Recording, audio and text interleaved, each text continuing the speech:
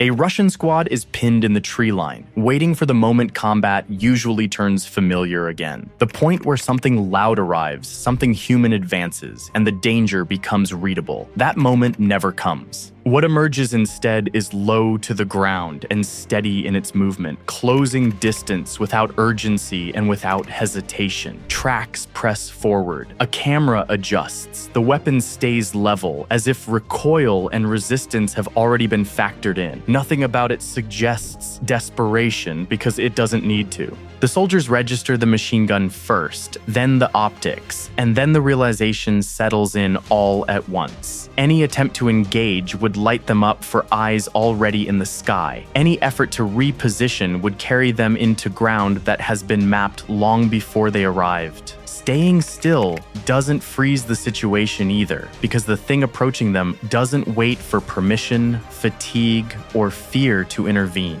The space around them tightens, and so they do something that isn't supposed to happen in a modern battlefield. They surrender, not because they were overwhelmed, but because the outcome had already narrowed beyond choice. What confronted them wasn't a soldier who might hesitate or pull back. It was a system advancing until the decision was no longer theirs to make. That's the moment the frontline stops behaving the way Russia expects it to. Because once a machine can move into contested space, apply pressure, and hold it without exposing a single infantryman, territory stops being something you occupy with bodies. It becomes something you manage remotely. This isn't a stunt, and it isn't a viral anomaly. It's a working method Ukraine is building in real time, one that quietly transfers the most dangerous job in the war away from humans and onto machines that don't need to survive contact. Russia's entire approach depends on forcing people into predictable moments of exposure, on movement, on response, on the assumption that pressure eventually produces cracks. What Ukraine is doing near Kupiansk is removing those moments altogether. And once that happens, pressure stops working the way it used to. Kupiansk isn't important because a robot showed up there. It's important because that's where Russia first ran into a battlefield that no longer needed people at the front to function. From here on, the fight isn't about a single machine. It's about the system that allows it to move first, stay alive, and make every response more dangerous than inaction. And that system is already operating. Russia didn't recognize the change when it happened. From the outside, Kupiansk looked static. Lines hadn't surged, cities hadn't flipped overnight. There was no single moment Moscow could point to and call a disaster. Orders kept moving down the chain the same way they always had,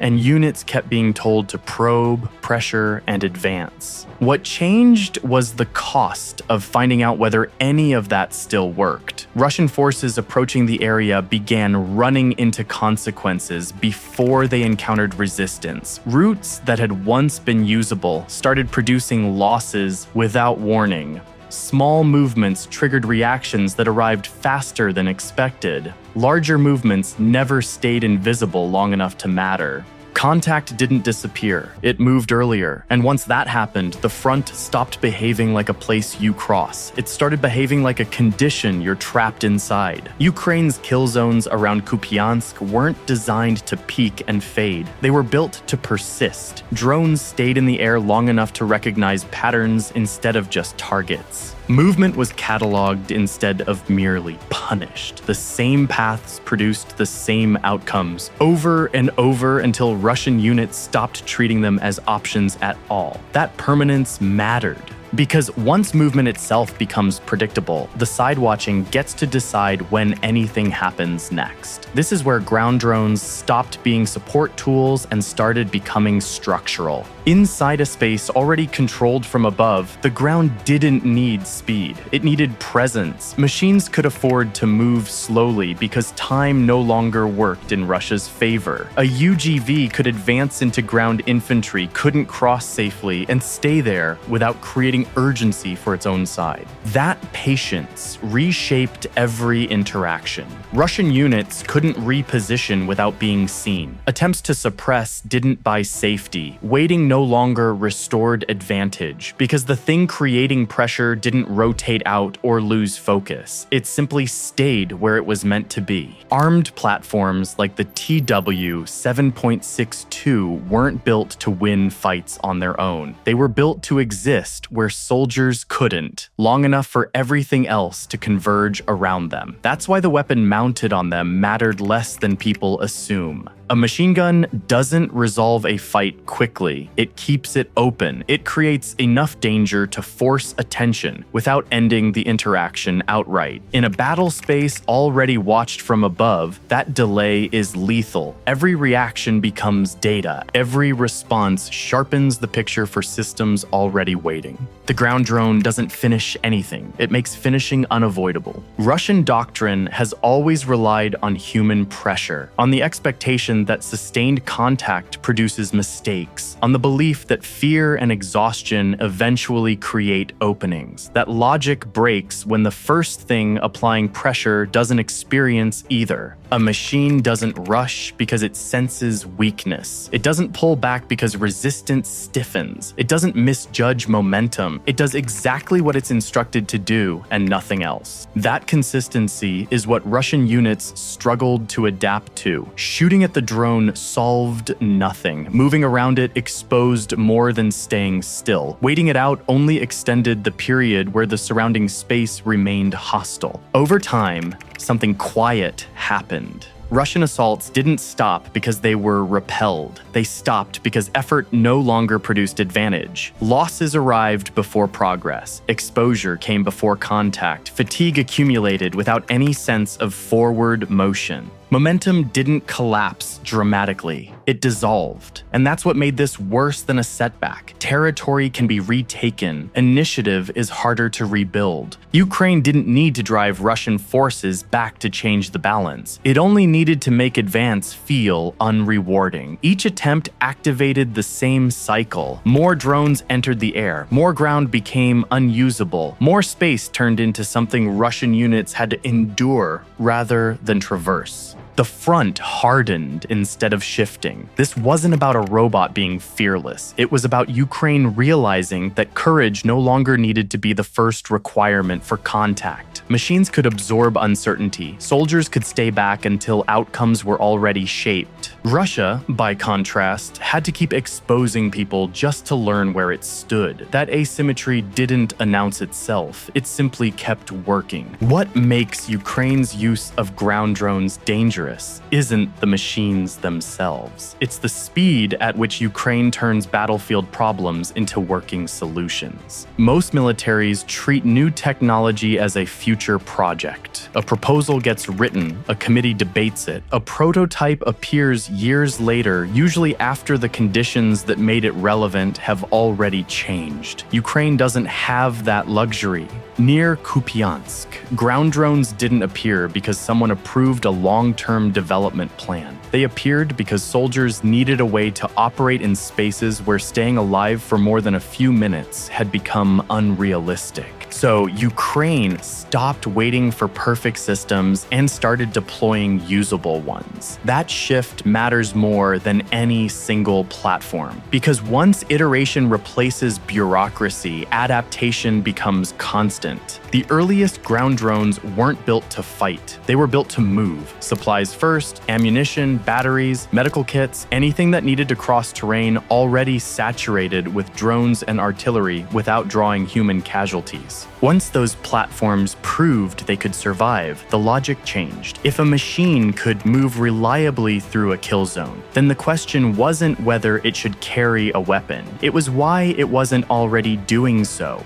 That transition didn't require a new doctrine manual. It happened naturally as operators began treating ground drones as extensions of the battlefield, rather than tools operating around it. Weapon mounts appeared because they solved immediate problems, not because they checked design requirements. And once weapons appeared, behavior changed. Russia still assumes that industrial capacity is the deciding factor in modern war. It believes that if it can build more systems, it can eventually overwhelm whatever Ukraine deploys. That assumption is already failing. Ukraine isn't trying to outproduce Russia. It's trying to out-adapt it. Ground drone platforms change constantly. Control links get adjusted. Camera placements shift. Firing mechanisms simplify. Platforms that work in forests get modified for rubble. Platforms that fail get abandoned without ceremony. There's no sunk cost fallacy here. If a design stops working, it disappears. That flexibility is lethal because Russia isn't fighting a single system. It's fighting a moving target that evolves faster than countermeasures can be standardized. By the time Russian units adjust to one configuration, another has already replaced it. A large part of this ecosystem exists outside formal military industry. Volunteer groups, small workshops, and frontline technical teams operate in direct contact with operators. Feedback loops are immediate. Problems don't get reported upward. They get fixed locally. If a drone vibrates too much while firing, the mount changes. If signal loss occurs in urban terrain, antenna placement shifts. If operators struggle to control movement and fire simultaneously, the interface gets simplified. None of this waits for approval, and that's the point. Russia can build vehicles in factories. Ukraine builds solutions at the front. Those two approaches don't scale the same way. Armed ground drones only work because something else handles everything around them. Logistics drones move supplies where trucks would be destroyed instantly. Recovery drones pull damaged platforms back instead of abandoning them. Battery drones keep systems active without exposing personnel. This is what keeps armed platforms present long enough to matter. A ground drone that operates for minutes is interesting. A ground drone that operates for hours becomes a problem. Russia tends to focus on the visible threat, the weapon, the camera, the firing mechanism. It consistently underestimates the support structure that keeps those systems alive. That mistake compounds. Russia knows how to destroy equipment. It doesn't know how to shut down processes that don't rely on centralized production or fixed infrastructure. There's no single factory to bomb, no headquarters to cripple, no supply chain whose disruption collapses the whole system. When one node fails, another replaces it. That's not accidental, it's design. Ukraine has built a drone ecosystem that assumes loss and keeps functioning anyway, and that makes every countermeasure temporary. This isn't a story about clever gadgets. It's a story about how Ukraine is buying time in a war built to exhaust it. Every hour a machine operates in a contested zone is an hour a soldier doesn't have to. Every failed Russian assault tests manpower instead of defenses. Every adaptation delay costs Russia momentum it can't easily recover. That's why ground drones aren't appearing everywhere at once. They appear where aerial dominance already exists. Once the sky is controlled, the ground becomes programmable. Movement patterns harden. Behavior becomes predictable, and ground drones become the final layer that turns observation into control. Russia is still trying to fight this war by pushing harder. Ukraine is fighting it by making pushing pointless. Russia understands what Ukraine is doing. That's the uncomfortable truth. This isn't a case of ignorance or surprise anymore. Russian planners know ground drones are operating near Kupiansk. They know armed platforms are moving under aerial cover. They know contact is being initiated by machines instead of soldiers. What Russia doesn't have is the ability to adapt fast enough for it to matter. Because adapting to this kind of warfare isn't about building a counter-drone. It's about rewriting assumptions that Russian ground forces still rely on. For decades, Russian doctrine has trained soldiers to read human behavior, to sense pressure through movement, to recognize when an enemy is exhausted, to identify hesitation and exploit it. That entire skill set collapses when the thing advancing toward you doesn't hesitate. A machine doesn't telegraph fear. It doesn't slow down when fire intensifies. It doesn't break contact because morale drops. It keeps moving because it was told to. Every time Russian units encounter that reality, decision-making degrades, orders take longer to execute, fire discipline breaks down, units either overreact or freeze. In a battle space already saturated with drones, that delay is fatal.